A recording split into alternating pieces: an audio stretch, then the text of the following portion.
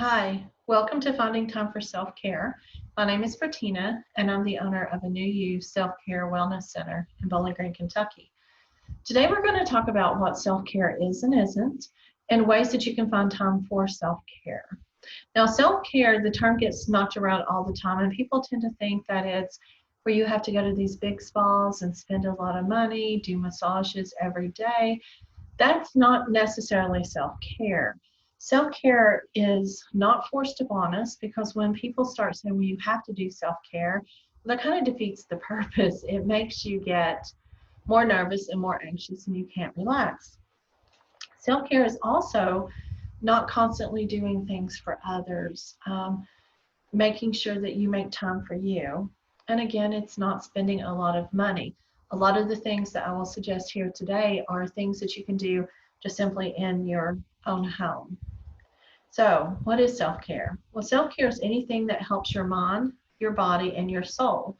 And it can be some of the things that I'm going to mention today, but this isn't the only ideas. This is just the beginning. But one of the very first things that you should look at for self-care is getting a good night's sleep.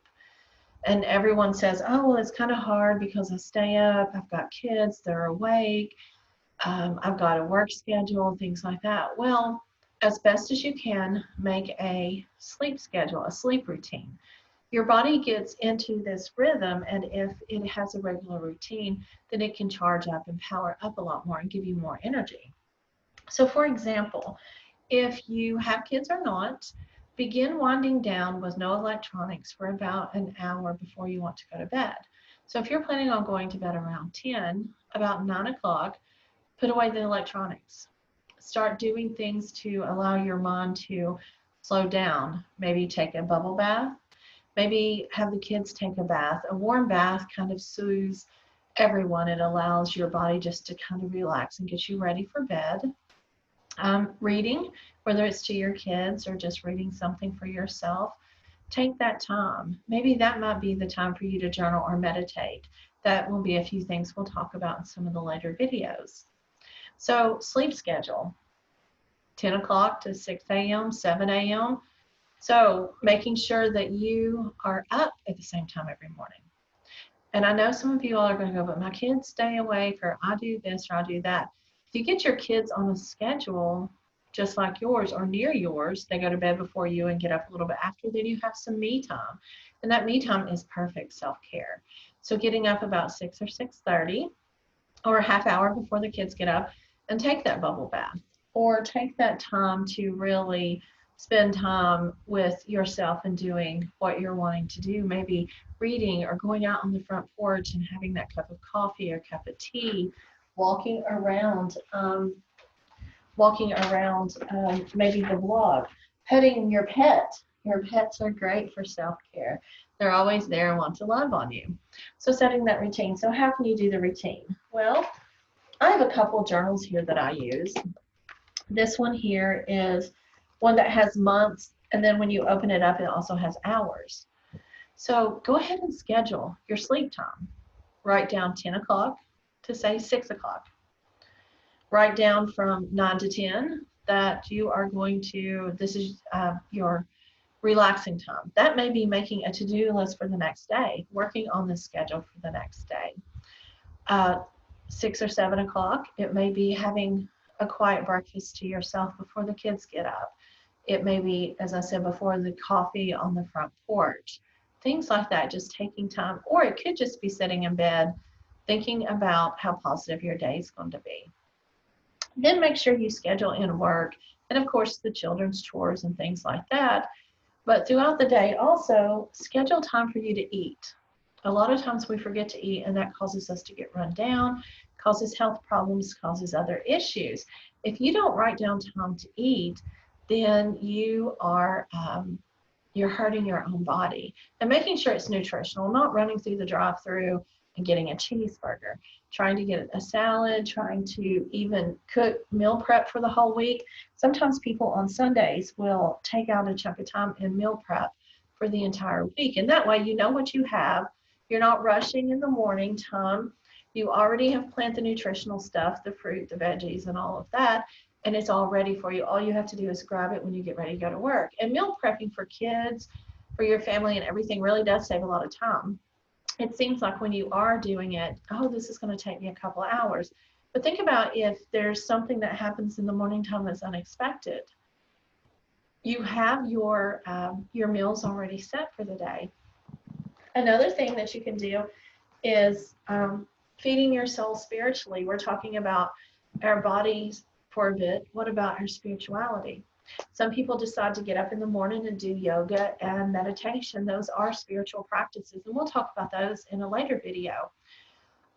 Maybe reading your religious scriptures in the morning, setting your tone for the day is self-care.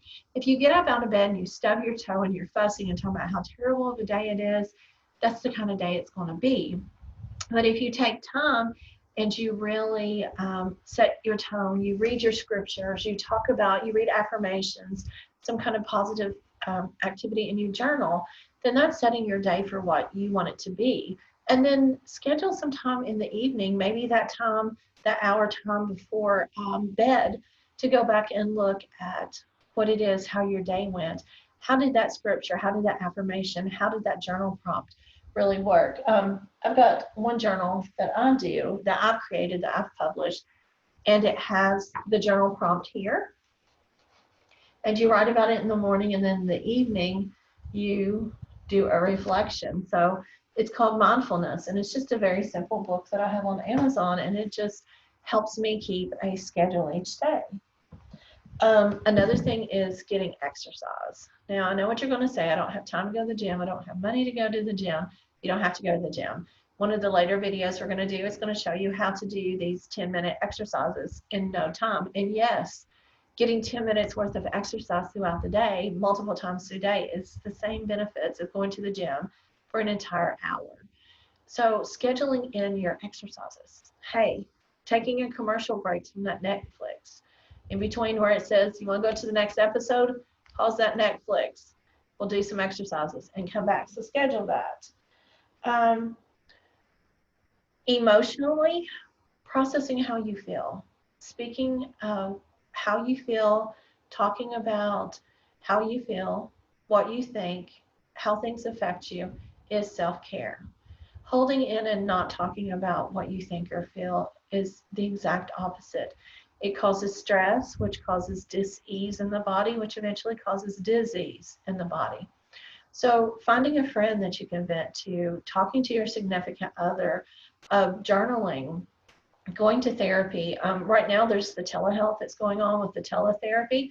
Give them a call. Go into a private room and just enjoy the phone call. Talk to them very quickly.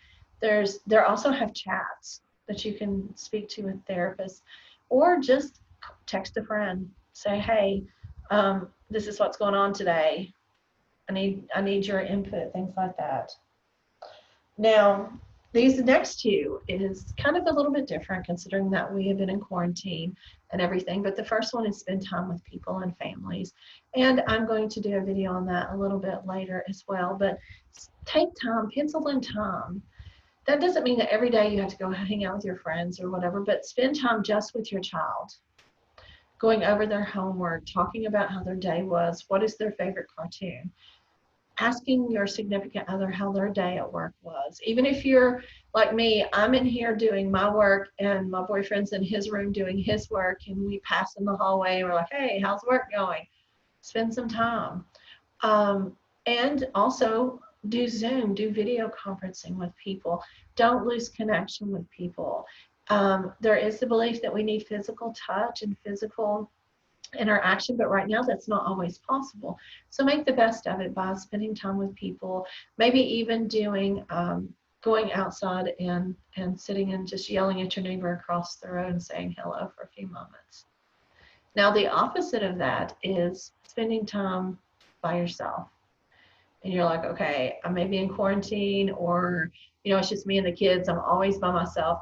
That's not the same thing as being by yourself. Taking time, we're going to talk about creating your own special place a little bit later, but taking time for you, penciling in this. I have another journal here who, Sundays are my days. Sunday is the days that I go to the gym. I like to go out to eat, can't really right now, but and then I just like chilling. So that's my personal time with me. So scheduling time with you by yourself. Um, do something fun. Did you feel like baking a cake today? Or did you feel like going out playing disc golf, going to the gym? Have fun. That can be with you or with by yourself. It could be taking your pets out for a walk. But schedule fun. Put in your calendar 3 o'clock fun. Because guess what? We get caught up in our world. We get caught up at work. We get caught up in helping everybody else, and we forget about ourselves. And self-care is extremely important. Um, Journaling, meditating, things like that we've talked about, and do anything that makes you happy or lift your mood, whether it is laughing, watching something funny, just laughing in general, just having fun. So all of these things are different ways you can make time for you. So self-care is the key to living a balanced life. So let's recap just for a moment. First, you have to make a choice that you want self-care and what it is going to look like. Is it a day spa or is it reading a book? Start small with one activity and then build up from there. And I gave you a list of 10 here. That's perfect. Saying no to things when you don't want to do them.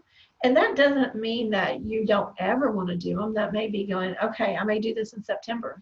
Just don't want to do it right now. And don't ever feel obligated to someone for saying no, because that is part of what you're supposed to do. You're supposed to set boundaries. It's supposed to be a balance. As I said before, make a schedule. I schedule everything. You can do an Outlook calendar on your phone if you're more techie. Your Fitbit, your Apple Watches, all of that can do that.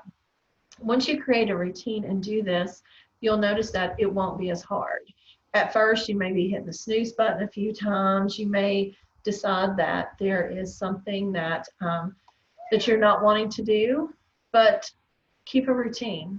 And that doesn't mean you have to have a rigid routine either. That just means that you have a basic routine. Every morning you get up and do this, you do that. Elicit support. If it's a friend, ask a friend to be accountable. Hey, I want to go to the gym 3 days a week. Need to be accountable. Can you call me? Can you text me? Make sure I went. Talk to your significant others. Hey, can you help with the kids from this time to this time and let me have some me time? And we're going to talk about that as well. And then just make life easier for you. Do store pickups, make prep during the week and things like that. So as you'll notice with this, it is up to you. Finding time for self-care is the first thing that you need to do to make your life more balanced. Thank you, and I'll see you in the next video.